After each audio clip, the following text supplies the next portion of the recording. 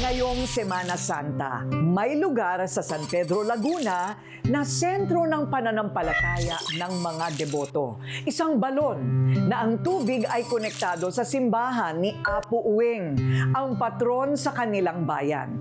Ito raw ay pinagmumula ng himala at kagalingan sa sakit. Milyon-milyong Pilipino ang pumipila para makasalok ng tinatawag nilang tubig mula sa langit. Ito na ang kapangyarihan ng pananalig sa likod ng kwento ng balon ni Lolo Uweng.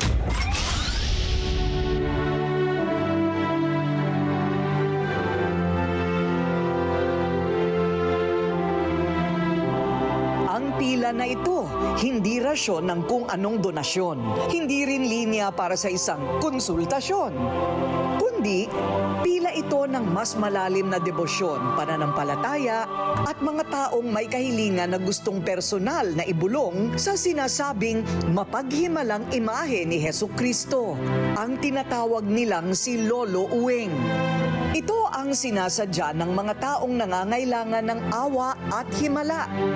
Isang haplos na nagbibigay di umano ng lunas sa iba't ibang karamdaman. Bawat taimtim na panalangin, dinidinig ng langit, dahilan para maging sikat ang lugar na ito tuwing mahal na araw. Noong isang taon, umabot sa mahigit 1,000,000 deboto ang dumagsa sa sikat na dambana at balon ni Lolo Uweng sa San Pedro, Laguna. Ito nga ba ang patunay na may himalang hatid ang imahe at ang tubig sa balon ng landayan?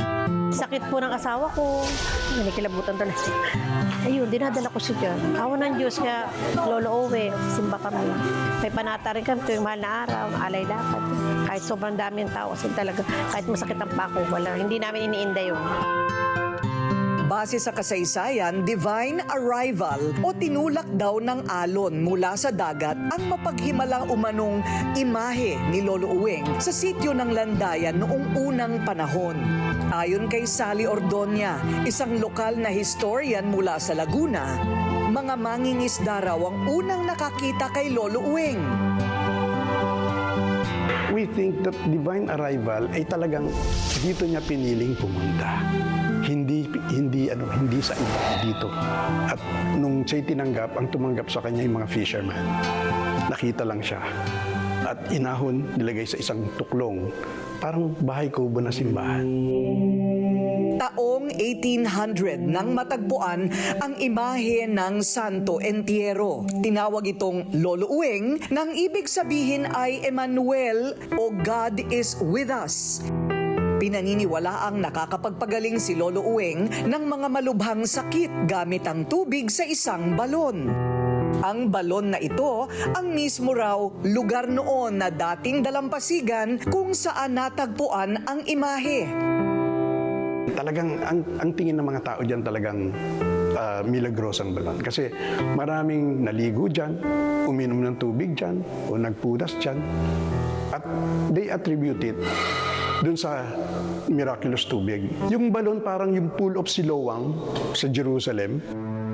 Mula pa 1993, deboto na si Lorna Dominguez ni Lolo Uweng. Kwento niya, nag-umpisa ang kanyang masidhing debosyon sa patron na si Lolo Uweng nang mapagaling ang malala niyang karamdaman sa baga at sa kanyang lalamunan. Noong time na ako'y naligo, basang-basa pa nga buhok ko. Basta diretso ako. Sabi ko sa, at sa dami ko ng doktor, sabi ko, Lord, pagalingin mo naman ang ubo ko. Sabi ko ganun, kasi hindi na ako pinapatulog. Nung time na naligo ako, after the mass, umuwi na ako sa bahay. Nung gabi din na yun, sa miracle talaga, hindi na ako inubo. Yun, nakatay yung mga balayibo ko. Sabi ko, Lolo Uweng, sabi ko, tunay ka pala talagang manggagamot. Hindi lang napagaling si Lorna ng tubig mula sa balon ni Lolo Uweng.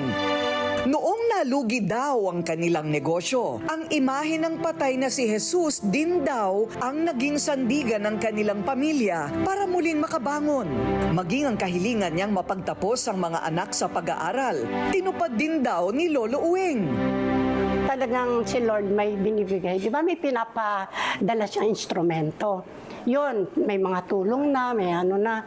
Sabi ko, Lord, thank you. Sabi ko, alam po, padala mo yan eh.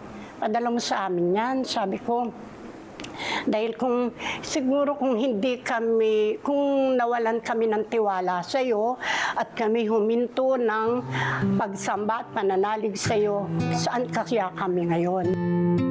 Kung si Lorna napagaling ng tubig sa balon ni Lolo Uweng at tinupad pa ang kahilingan para sa mga anak, si Marites naman, buhay ang dinugtungan ng mapaghimalang imahe daw at ang tubig ni Lolo Uweng.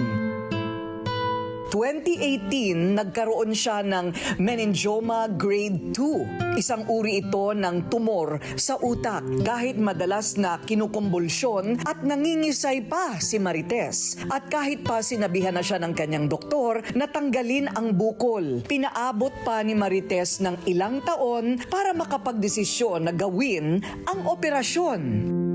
Nagdalawang isip ako kasi nervous system yung ano ko eh. Natakot ako baka hindi na ako magising. Tapos hindi ako nagdesisyon na magpa-opera agad. Nag-ano ako sa mga herbal.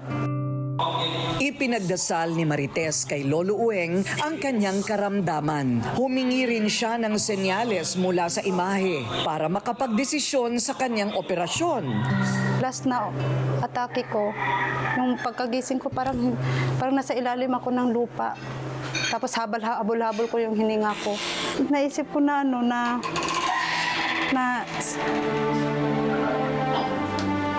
Lolo Uweng, makinig na ako sa'yo. Magpapa-opera na po ako. Makalipas ang 5 taon, nagpa-opera na nga si Marites. Baon-baon ang kanyang pananalig kay Lolo Uweng. At totoo nga ang mga senyales. Naging matagumpay ang kanyang operasyon. Hindi ko akalain na buhay pa ako. Bata. Isipin mo, yung kasabayan ko sa nakikita ko sa operating room. Lantang gulay na sila. Lantang gulay na hindi na nagising. Ako lang. Tapos may kasabayan pa ako na pinasok doon sa operating room, tapos nabalitaan ko na lang, hindi na na-survive. Hindi nakasurvive. Kaya pasalamat ako kay Lolo Uweng. Bilang pasasalamat kay Lolo Uweng, pumasok siya bilang choir member sa simbahan. Dito niya ginugugol ang kanyang oras, ang kanyang pangalawang buhay na mas makabuluhan. Patuloy sa pagsiserve ng sa simbahan. Tuwing Friday, alas 6 ng umaga hanggang alas 6 ng gabi dito ako nagsiserve. Kahit hindi na ako magtrabaho. Dati tinatawagan ako ng company ko na bumalik sa trabaho. Hindi na ako bumalik kasi sa kanya nagsiserve lang ako. Siya naman si Tatay Crisanto, mahigit 30 taon nang tagapangalaga ni Lolo Uweng. Bata pa lang siya, bit-bit na siya ng kanyang tatay para bihisa na ang imahe. Parang isinali na rin sa akin ang pagtatrabaho dito. Tuwing Huwebes po, nagbibihis kami dito, naglilinis. Maging si Tatay Crisanto na paghihimalaan na rin daw ni Lolo Uweng. Bata pa lang, may sakit na siya sa puso at nagkaroon din ng polio. Kasabay ng pagbabantay noon nilang magtatay kay Lolo Uweng tuwing Semana Santa at espesyal na okasyon, bitbit niya ang panalangin na sana ay mapagaling siya ng milagrosong rebulto. Tuwing hapon, dinadala ako dito ni tatay. May lagayan po dito ng langis, siya pong pinanghihilot sa paa ko. Hanggang sa ako na rin mismong nagtaka at napaano na rin ako kay Lolo Uweng. Nag-normal yung paa ko, nagbalik sa normal yung parehong size ng paa. Mahigit 2 dekada na ang nakakaraan nang huli kong bisitahin ang Shrine of Jesus in the Holy Sepulchre. Tuwing Biyernes, umaabot na higit kumulang 25,000 na mga bisitado noon. Ang nagsasalang tumisila at pagkatapos ay papalik-balik pa sa kanyang kinahihimlayan na humihingi ng mga himala at nagpapasalamat sa mga nabigay ng mga biyaya. Noon pa man ay dinudumog na si Lolo Uweng ng mga taong nagbabakasakali sa kanilang kahilingan. Pero ngayon, triple ang nadagdag sa bilang ng kanyang mga deboto. Nagsisiksikan sila makahawak lang sa imahe at makakuha ng tubig mula sa balon. Yung start ng pagdami ng mga deboto ni Lolo Uweng ay wala kaming accounted na record for the history kung kailan dumami at dumami ng dumami yung mga nagdedebosyon kay Lolo Uweng. Dahil sa bugso ng tao tuwing Semana Santa, nagpasya ang parokya na magtayo ng isa pang shrine para kay Lolo Uweng. Dito hindi na sila magsisiksikan at matitiyak pa ang kanilang kaligtasan. Mas malaki yung veneration area dito dahil mas nakakatakot dun sa kabila dahil walang fire exit. Kapag nagkagulo ang mga tao ay hindi maayos yung rampa na kanilang pinipilahan para makahawak sa imahe ni Jesus. Mula sa 600 na seating capacity sa kasalukuyang simbahan, ang pinapatayong shrine aabot sa 1,000 tao ang pwedeng mapaglingkuran. Kaya minarapat na magpatayo ng mas malaking simbahan upang tugunan yung pangangailangan at mas mapalalim yung pananampalataya ng mga tao sa ating Panginoong Hesukristo na nasa banal na libingan. Ang bawat tao na napapagaling at natulungan ni Lolo Uweng bumabawi sa kanya tuwing Holy Week. Nagbibigay sila ng mga alay tuwing Martes Santo, pinaglalaanan ng oras at dumarayo para siya ay bantayan at pasalamatan. It's a form of reverence. It's a form of piety. It's a form of thanksgiving. Yung mga tao na nagbibigay ng kumot, nagbibigay ng langis, nagbibigay ng pabango, ang tawag doon ay ex voto. So, sinagot sila ni Lolo Uweng sa kanilang kahilingan. Ang kanilang ibinabalik ay kumot, bagong damit, bagong pabango, para mabigyan ng parangal yung imahen na pinipintaka sa inila. Sa nag-uumapaw na debosyon ngayon ng mga tao kay Lolo Uweng, may paalala palagi ang simbahan sa mga namamanata at debotong Pinoy. Ang nagpapagaling ay ang pananampalataya. Ang pananampalataya ng tao, ang pag-asa ng tao na wala silang makapitan kundi ang Diyos. Nakakapitan nila yung imahe na ito ni Jesus, pero ang nasa puso nila, ang kausap nila, ay ang tunay na Diyos, walang iba kundi si Jesus. Kaya nga habang kumakapit sila sa imahe na ito, pumapailan lang sa kanilang puso at nararamdaman nila ang presensya ng Diyos.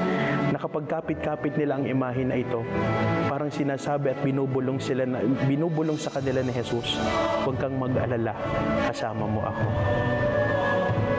Ang milagro ay hindi basta-basta simpleng hiling. Dahil kung kulang sa tiwala at pananampalataya, lahat ay pwedeng mabaliwala.